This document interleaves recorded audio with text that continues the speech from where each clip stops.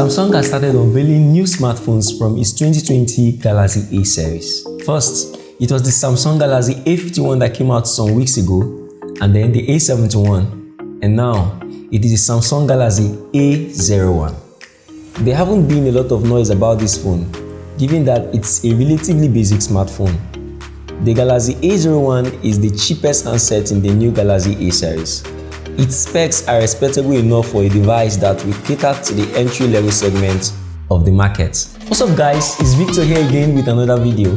And in this video, I will be unveiling, unwrapping and unboxing the all-new Samsung Galaxy A01. I'll be looking into the box to see what comes with this device. I'll also give you my initial impressions about this smartphone. But just before we get started, if you haven't already, or perhaps this is your first time here, please consider hitting that subscribe button just below this video so you get subscribed to this channel and also be a part of this growing community. Also turn on the post notification bell icon so that you get notified the next time and every other time I post a new video like this one.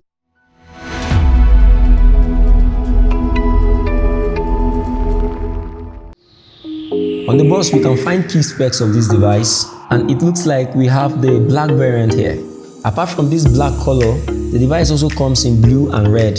Inside this device is 16GB of internal storage and 2GB RAM. Inside the box is a smaller box that houses some paperwork. Let's keep those aside. Next we have the device itself with some key features written on the plastic wrap. Next we have the charger. It's a 5V charger. I will be testing the charging speed in a later video. Next in the box is the USB 2.0 cable. No complaints here, this is an entry-level smartphone.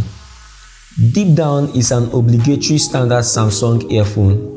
Let's move this stuff aside and unwrap the man of the moment. The device feels sturdy and well built. Well, I expect nothing less from Samsung.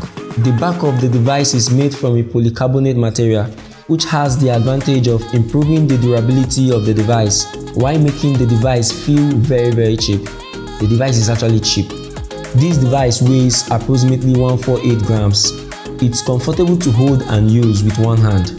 At the top of the device we have a 3.5mm headphone jack.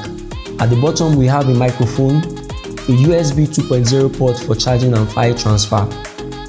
At the right side we have the SIM tray that houses 2 nano SIM and 1 micro SD card.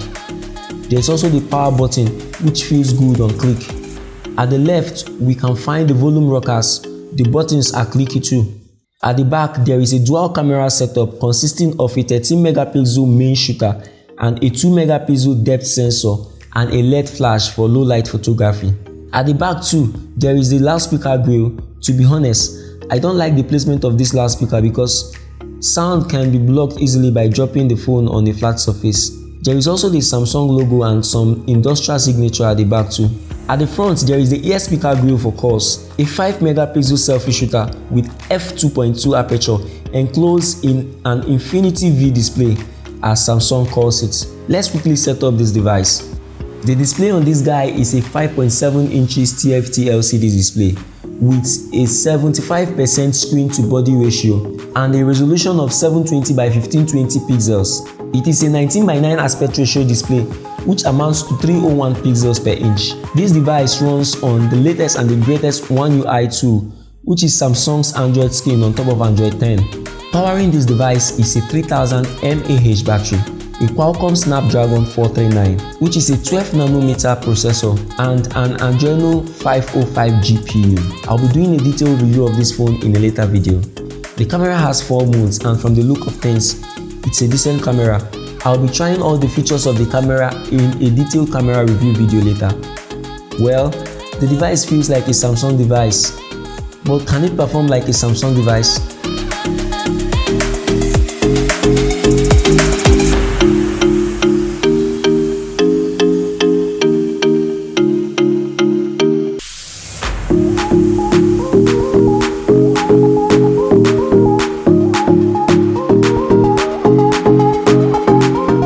Like I said, I'll be doing a full review of this phone in my next video, alongside a battery, a camera and even a gaming test. Please subscribe if you haven't so you won't miss any of these videos. I will also be comparing this device with phones like the Tecno Spark 4, the Infinix Hot 8 or even the Redmi 8A. Let me know which comparison you want to see by using the poll card here. Thanks for watching guys. I will see you when I see you next week in the next one.